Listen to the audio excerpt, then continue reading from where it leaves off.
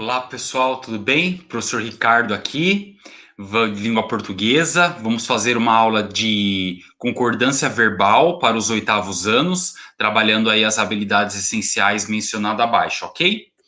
Então, um poema aí do contra, né?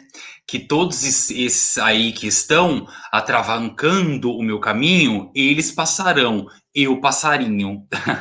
De Mário Quintana, muito famoso esse poema, essa estrofe, né, dele, que ele criou para mostrar aí que a concordância verbal, às vezes, olha, passa cada uma, né, seria aí o correto, eu passarei, né, não eu passarinho.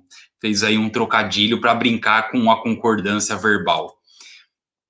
Aí é importante conhecer umas perguntinhas aí para a gente refletir, né? É importante conhecer algumas normas gramaticais em situações formais de fala escrita?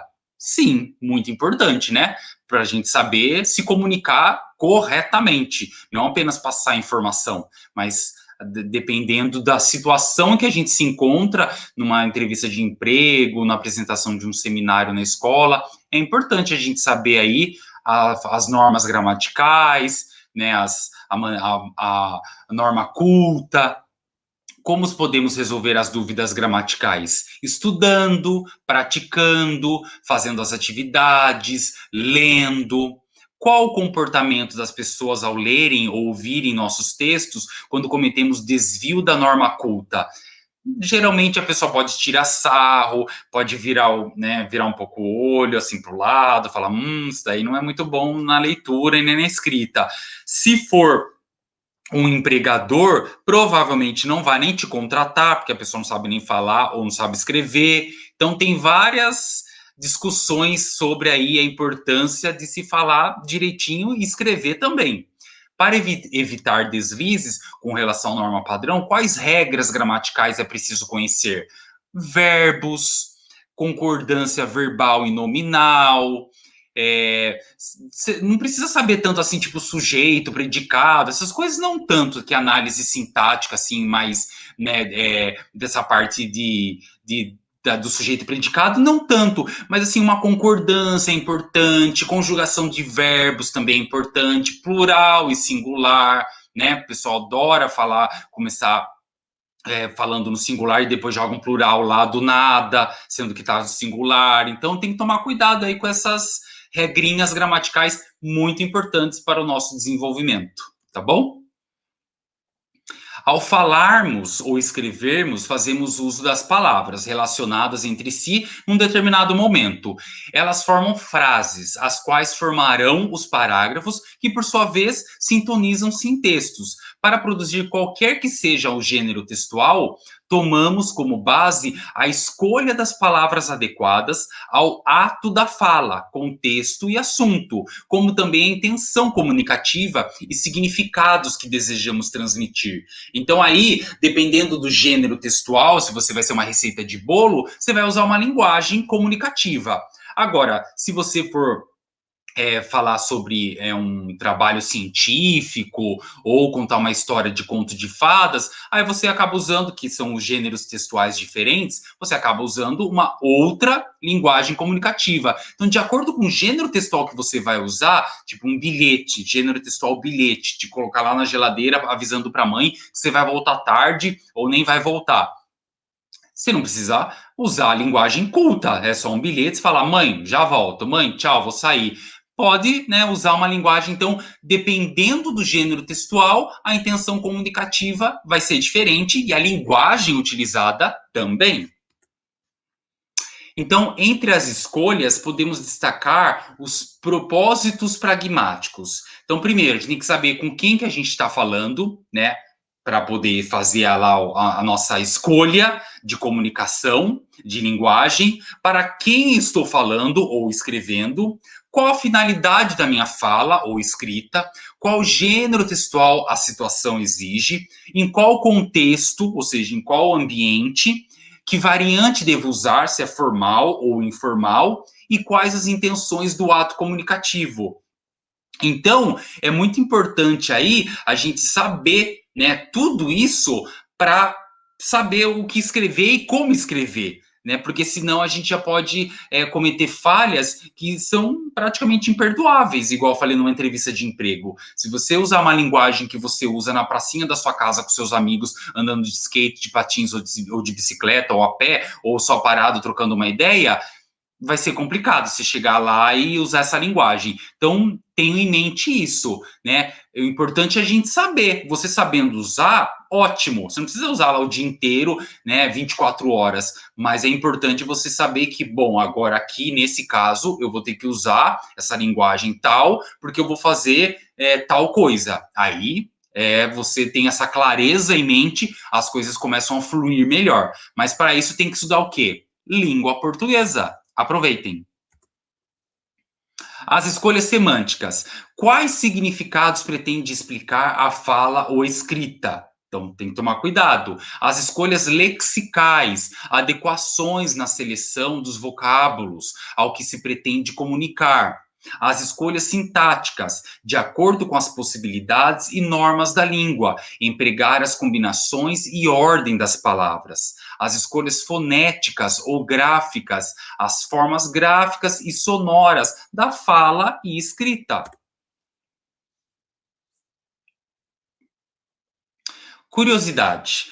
Observe, ou observando aí um estrangeiro recém-chegado ao Brasil falando português, nós percebemos que ele não usa as palavras na mesma ordem que um falante nativo. Para quem tiver a oportunidade de conhecer um estrangeiro e esse estrangeiro estiver tentando falar a nossa língua portuguesa, perceba que ele não tem a noção de singular e de plural, de masculino e feminino. Às vezes ele fala assim, ô menina bonito, ô menina bonita, ele faz uma confusão, porque ele não tem essa, porque no inglês não tem, né? Então eles usam o artigo para eles, é artigo para todo mundo, para masculino e feminino. Nós não, nós temos as nossas especificidades, então faz com que a gente tenha lá o masculino, o feminino, tenha o plural, o singular. Então é até engraçado de ver eles falarem, porque a gente fica pensando, nossa, gente, será que eu falo assim em alguns momentos? Pode ter certeza que sim.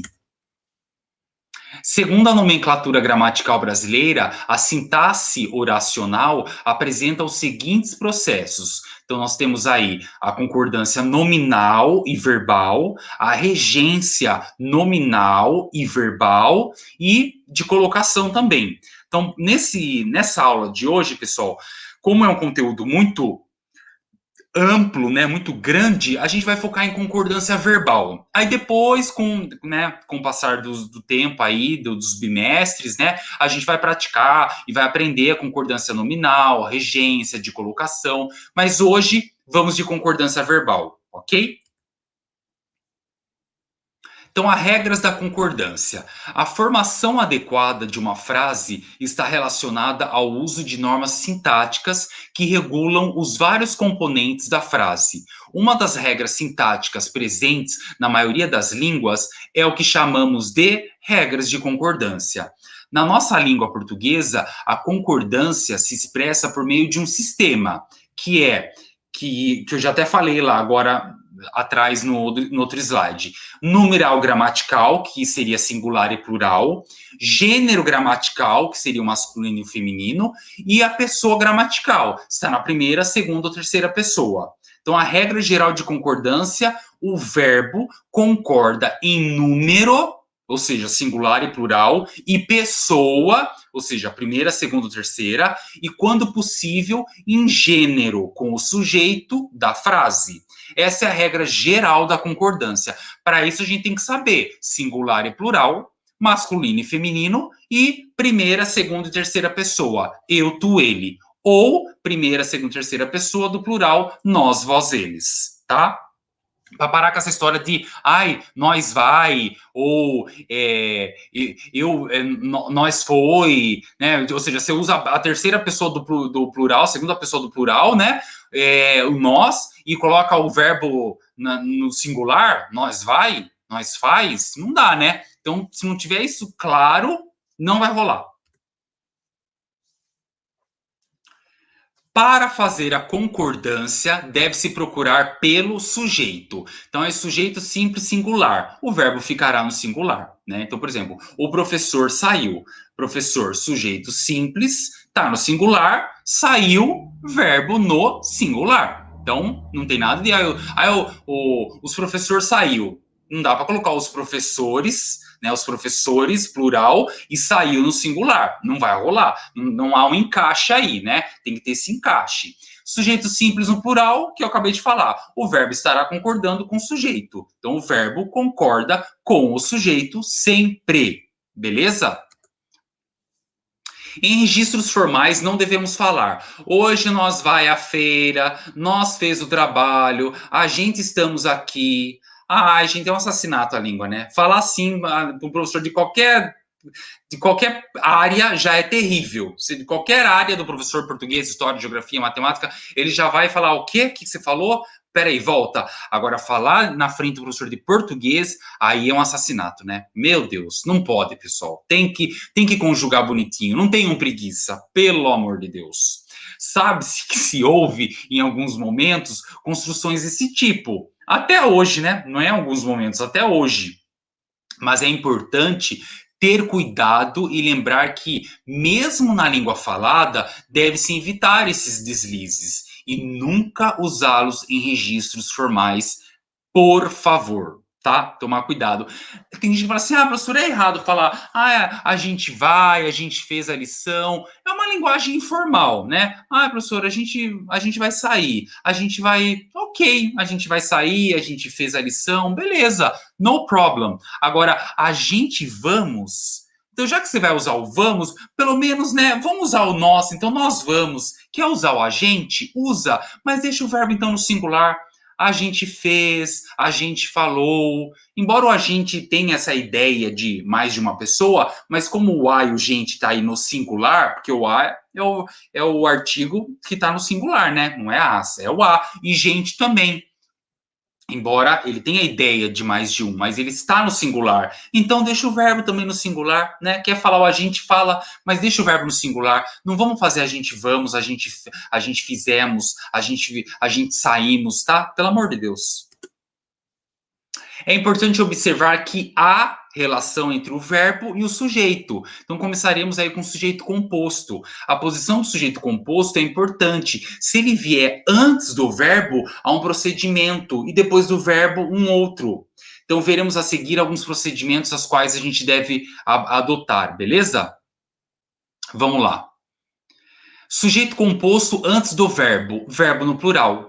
Então vamos lá, sujeito composto antes do verbo, lá no comecinho da frase. Mãe e filha amavam esportes. O verbo deverá ficar no plural. Por quê? Porque aí o mãe e filha, que são duas, embora a mãe esteja no singular e filha também, mas tem a ideia de plural, do sujeito composto, e ele está vindo antes do verbo. Então ele vai ficar no plural, o verbo, tá? Então, sujeito composto, mesmo que seja mãe e filha, né? Seja aí o singular, mas está antes do verbo, o verbo vai para o plural, porque tem aí mãe e filha, tá?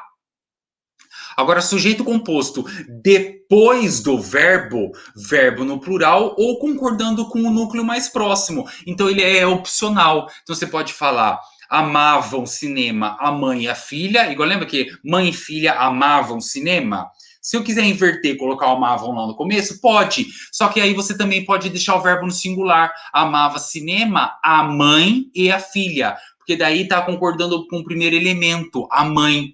Então, se o sujeito composto depois do verbo, então tem essa opção, tá? Então, se o sujeito está depois do verbo, primeiro vem o verbo, você pode deixar o verbo como era no slide anterior, né? Que o sujeito daí vem antes do verbo, ele fica no plural. Nesse caso, como o sujeito ele vai lá para o final, vai começar com o verbo, aí você escolhe ou deixar no verbo no plural mesmo, ou pode usar ele no singular, porque ele está concordando com o núcleo mais próximo, que seria a mãe, que está no singular. Então, aí, quando acontece isso, tem essa opção. Então, nesse caso, não haverá uma preferência de forma, né? Dependerá da escolha de cada um. O importante é saber que, gramaticalmente, as duas formas, nesse caso, estão corretas, beleza? Exemplificaremos outros casos de sujeito composto, agora com pessoas gramaticais diferentes. Então, mas antes disso, vamos recordar o que é uma pessoa gramatical, né? Então, a primeira pessoa, quem fala?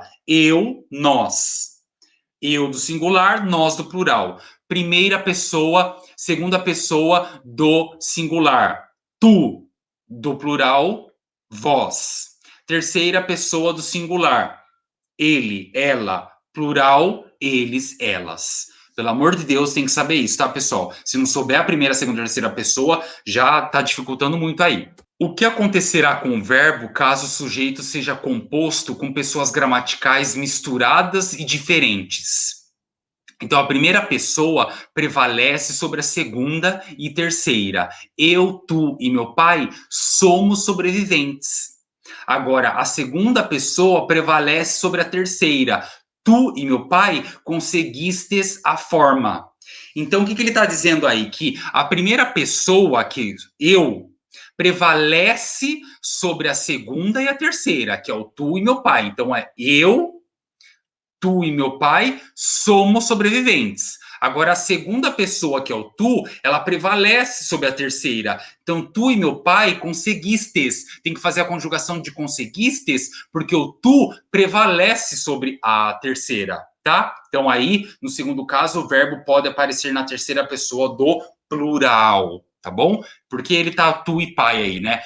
Por isso que tá conseguistes, por embora não seja vós, mas como é tu e meu pai, lembra da regrinha, né? O verbo vem depois, ele vai concordar então aí com o sujeito composto, beleza? Por isso que tá aí, seria o vós conseguistes na conjugação correta, mas e aqui tá tu. Mas como tem o meu pai, então por isso que ele tá nesse plural aí, beleza? Vou parar aqui nesse slide. Vou parar aqui, tá? Porque como essa aulinha de concordância verbal ela é um pouquinho mais extensa, e aí para a aula não ficar muito longa, eu paro nesse slide e aí eu faço uma segunda parte para a gente continuar a aula de concordância verbal e não ficar nada muito passado assim, muito batido. Eu quero que vocês entendam bem, tá? Para que a gente fique craque aí nesse conteúdo, beleza? Então até a próxima aula, pessoal. Um abraço, tchau, tchau.